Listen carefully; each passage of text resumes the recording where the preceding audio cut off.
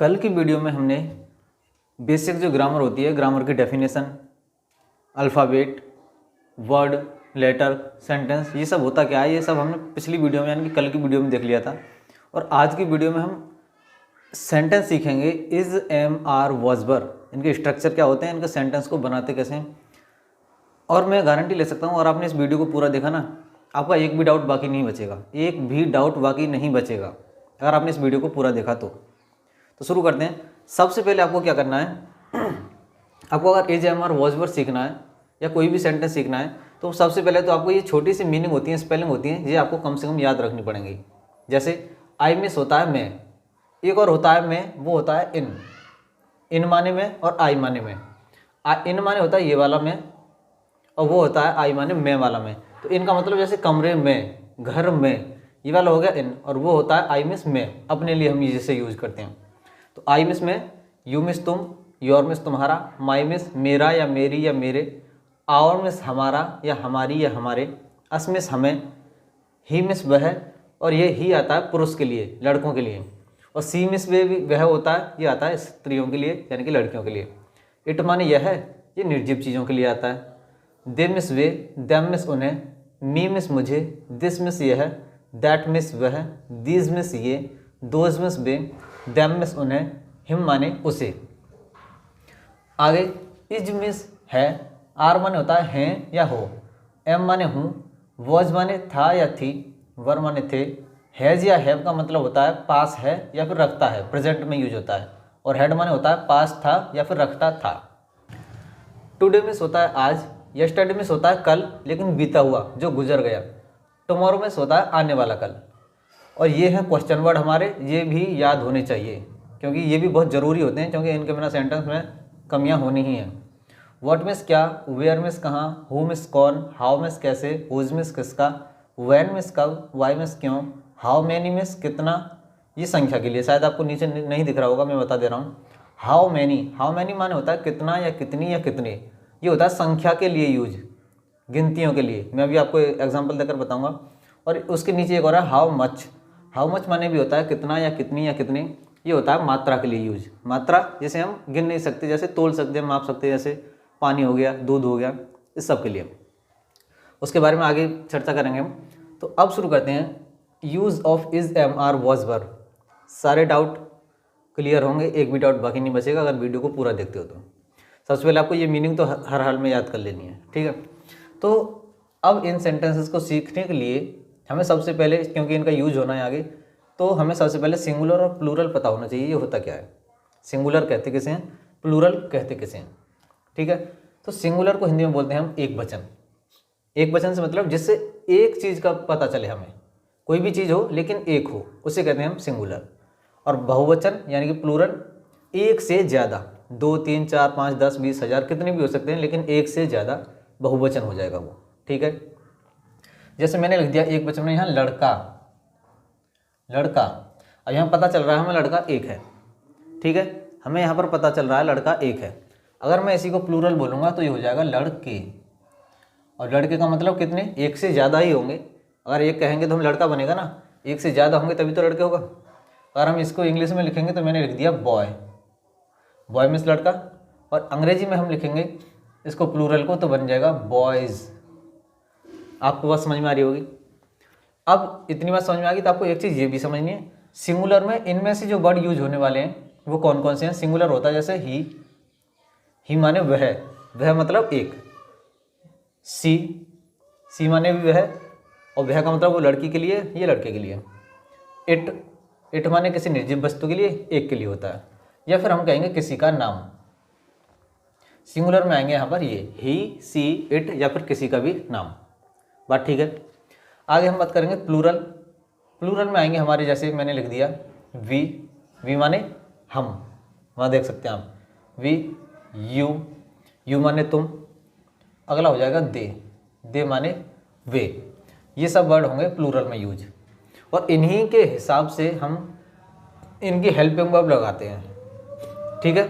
अब ही, सी, इट या फिर किसी का नाम हो, जब हमारे पास सिंगुलर सब्जेक्ट हो, सब्जेक्ट क्या होता है वो भी मैं बताने वाला हूँ। जब हमारे पास सिंगुलर हो, ऐसा कोई भी वर्ड हो, तो उसके साथ हम यूज करेंगे इज या फिर वॉज, सेंटेंस के हिसाब से। अगर पीछे है दे रखा है तो इज, था दे रखा है तो वॉज, इज या वॉज। और हमारे पास अगर प्लूरल सब्जेक्ट है कोई, वी यू दे, तो उसके हम साथ हम यूज करेंगे आर, और पास्ट में है तो वर। ठीक है, वो अभी मैं सेंटेंस में आगे बताता हूँ आपको। और आई के साथ हमेशा हमें यूज करना है एम, आई के साथ एम। अगर था में दे रखा है तो हम तो आई के साथ हम वॉज भी यूज कर सकते हैं। जैसे मैंने लिख दिया मैं एक डॉक्टर हूँ, तो आई एम ए डॉक्टर। मैंने लिख दिया मैं एक डॉक्टर था, तो फिर हो जाएगा आई वॉज ए डॉक्टर। ठीक है बात। अब हम आगे बात करेंगे सब्जेक्ट। सबसे ज़रूरी है सब्जेक्ट। सब्जेक्ट कहते कैसे हैं आखिर? तो सब्जेक्ट को हिंदी में बोलते हैं हम कर्ता, और कर्ता का मतलब होता है काम को करने वाला। मैं यहाँ पर लिख देता हूँ काम करने वाला, काम करने वाला। जैसे मैंने लिख दिया तुम जाते हो, तुम जाते हो, तो यहाँ पर जा कौन रहा है? यहाँ पर जा कौन रहा है? तुम। तो तुम हो जाएगा हमारे यहाँ पर सब्जेक्ट। मैंने लिख दिया मोहन गाना गाता है, तो गाना कौन गा रहा है भाई? मोहन। तो मोहन हो गया हमारा सब्जेक्ट। ठीक है बात। और इसको पहचानने का तरीका ये है, अगर हम वाक्य में, एक एक बात समझ में आएगी, अगर हम वाक्य में कौन या किसने, अगर हम वाक्य में कौन या किसने लगाकर अपनी तरफ से प्रश्न कर दें और उसके बाद हमें जो उत्तर मिले वही हमारा सब्जेक्ट होगा। जैसे मैंने लिख दिया यहाँ पर मोहन सो रहा है, मोहन सो रहा है। तो यहाँ पर अब मैं अपनी तरफ से इसमें प्रश्न लगाऊंगा कौन या किसने। तो कौन सो रहा है, तो उत्तर मिलेगा मुझे मोहन। तो मोहन हो जाएगा मेरा यहाँ पर सब्जेक्ट। ठीक है बात। जब भी सेंटेंस बनेगा उसके सेंस के हिसाब से हम देखेंगे। बात समझ में आ गई? तो काम को करने वाला होता है हमारा सब्जेक्ट। जैसे तुम पढ़ रहे हो, तो पढ़ कौन रहा है? तुम। तो तुम सब्जेक्ट हो गए। मैं पढ़ा रहा हूँ, पढ़ा कौन रहा है? मैं। तो मैं सब्जेक्ट हो गया। ठीक है बात। अब अगला आ जाएगा हमारा कॉम्प्लीमेंट। कॉम्प्लीमेंट होता है पूरक, हिंदी में बोलते हैं इसको पूरक। ये क्या होता है? ये सब्जेक्ट के बारे में एक्स्ट्रा इन्फॉर्मेशन देता है, यानी कि सब्जेक्ट के बारे में जानकारी देता है हमें। यहाँ पर मैं लिख देता हूँ सब्जेक्ट के बारे में बताता है, सब्जेक्ट के बारे में एक्स्ट्रा इन्फॉर्मेशन देता है। ठीक है, अभी मैं इसको बताता हूँ। जैसे मैंने लिख दिया यहाँ पर तुम उदास हो, तुम उदास हो। दूसरा मैंने लिख दिया यहाँ पर वह एक सुंदर लड़की है। तो इसमें सब्जेक्ट क्या है? इसमें सब्जेक्ट है तुम, और तुम के बारे में एक्स्ट्रा इन्फॉर्मेशन कौन दे रहा है? ये वाला। ठीक है, तो ये हो जाएगा इसका कॉम्प्लीमेंट। वह एक सुंदर लड़की है, सब्जेक्ट ये हो गया, और इसके बारे में बता रहा है सुंदर लड़की कौन है? ये। तो ये हो जाएगा इसका कॉम्प्लीमेंट। बात समझ में आ गई? यहाँ पर ऑब्जेक्ट का यूज नहीं होता। सब्जेक्ट और वर्ब और ऑब्जेक्ट क्या होते हैं उसके लिए भी मैंने एक वीडियो बनाई हुई है शॉर्ट में। अगर आप कमेंट करोगे तो मैं उसकी पूरी वीडियो भी बना दूंगा, एक सब्जेक्ट और वर्ब और ऑब्जेक्ट होते क्या हैं और कैसे पहचानते हैं उनको। ठीक है बात। लेकिन फिर भी मैंने एक वीडियो बनाई हुई है शॉर्ट में, आप चाहें तो उसको जाकर देख सकते हैं। ठीक है, अब उसके बाद आते हैं मेन स्ट्रक्चर। अब सेंटेंस हम बनाते हैं, तो सेंटेंस को हम बनाते हैं 4 तरीके से। पहला एफर्मेटिव, नेगेटिव, इंटेरोगेटिव और क्वेश्चन वर्ड वाले। जैसे एफर्मेटिव को हम हिंदी में बोलते हैं साधारण या सकारात्मक, जो सादा होते हैं बिल्कुल। जैसे मैंने लिख दिया वह उदास था, तुम उदास हो। ठीक है, और नेगेटिव में हो जाता है नहीं लग जाता है, वह उदास नहीं था, मैं एक डॉक्टर नहीं हूँ, तुम एक अध्यापक नहीं हो, ऐसा कुछ। और इंटेरोगेटिव में हम बात करेंगे, इसको बोलते हैं हम प्रश्नवाचक। प्रश्नवाचक मतलब इनसे प्रश्न पूछने का काम करता है, ये प्रश्न पूछने का काम करता है। जैसे, और ये भी 2 तरीके का होता है, ये भी ध्यान रखना, ये भी 2 तरीके का होता है। एक होता है यस नो टाइप, एक होता है WH वर्ड, WH फैमिली वाला। यस नो टाइप मतलब इनसे पहले क्या लगा होता है सेंटेंस में, इनसे पहले क्या लगा होता है। यस नो टाइप का मतलब होता है अगर हमने कोई प्रश्न किया है तो उसका उत्तर हमें हाँ या ना में ही मिलेगा बस। जैसे मैंने लिख दिया क्या आप एक डॉक्टर हो, आप कहोगे हाँ, अगर नहीं हो तो कहोगे नहीं, मतलब उसके बारे में एक्स्ट्रा इन्फॉर्मेशन नहीं दोगे, बस इतना कहोगे हाँ या ना। ठीक है, और इसमें क्या होता है, इसमें आपको जानकारी देनी पड़ती है।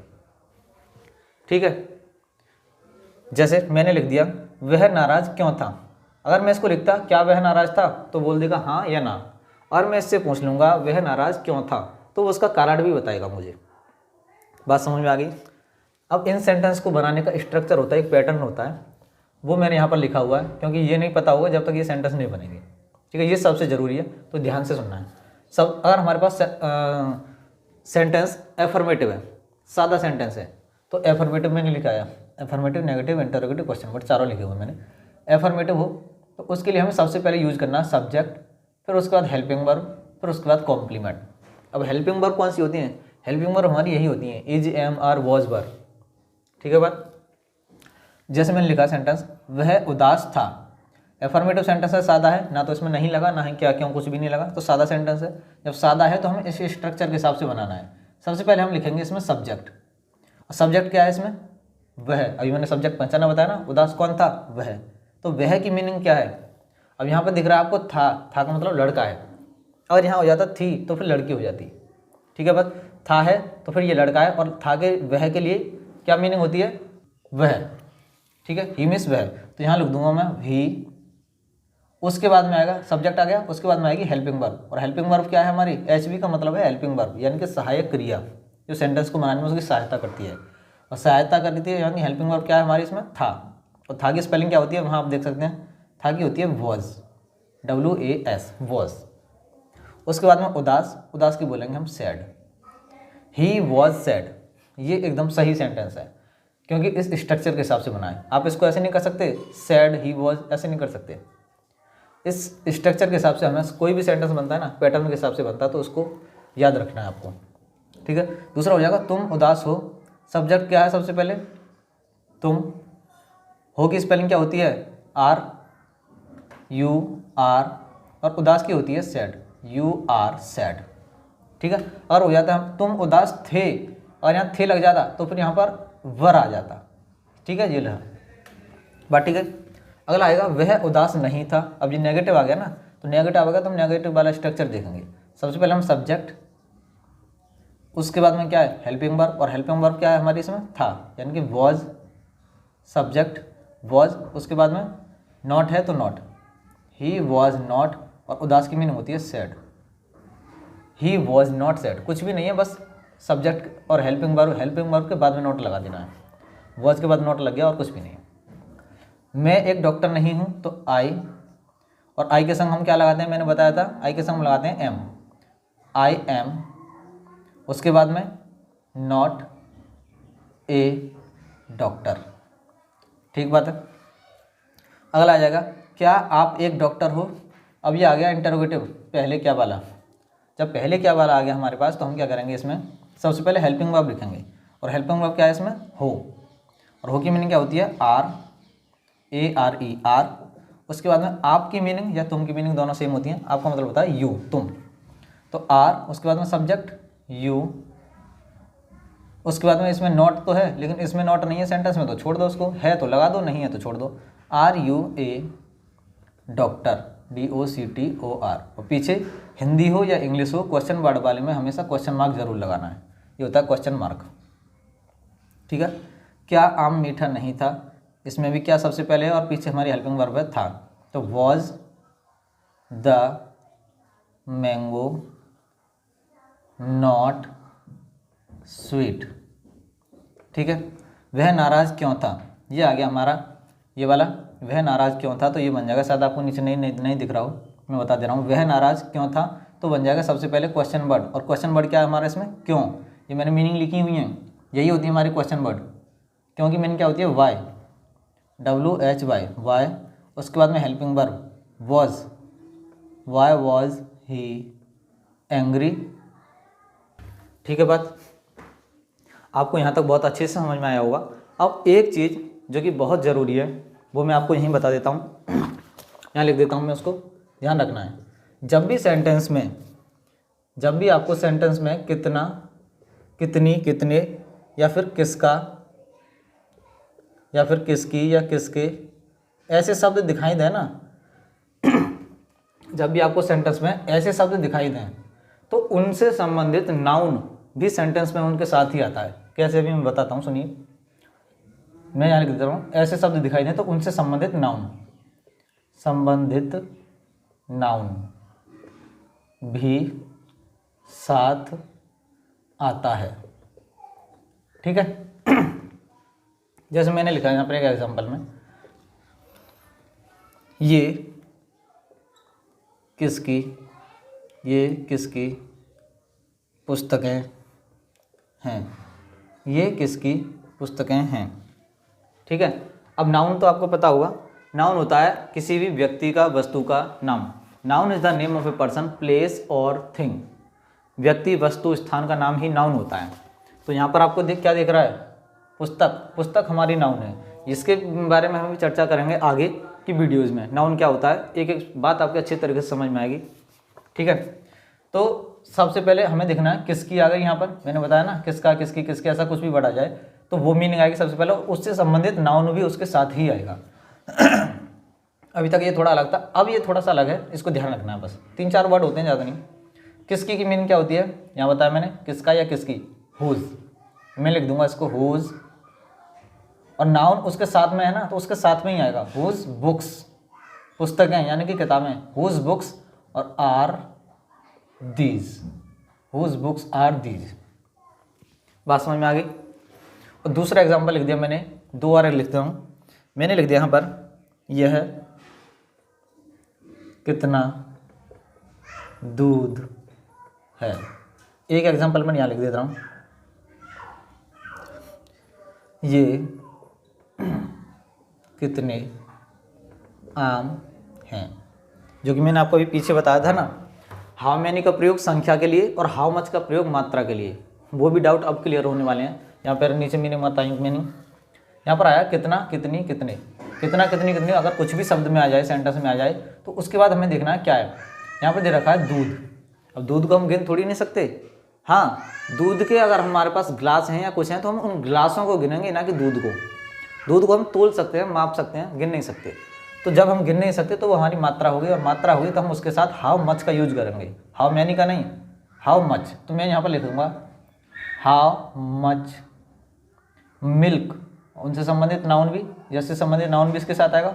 How much milk is this, पीछे क्वेश्चन मार्क। ठीक है बात। नीचे ये कितने आम हैं। अब आम को तो हम गिन सकते हैं ना, जब आम को हम गिन सकते हैं तो ये भाई मात्रा वाली, संख्या वाली चीज़ में आ जाएगा। तो मैं इसको लिख दूंगा how many mangoes are these. समझ में आ गई बात। अगर इसके अलावा भी आपका अगर कोई डाउट बचा हो तो वो आप मुझे कमेंट करके ज़रूर पूछें। ठीक है। अगर बाकी आपको वीडियो अच्छी लगी तो चैनल को सब्सक्राइब करके कमेंट जरूर करें।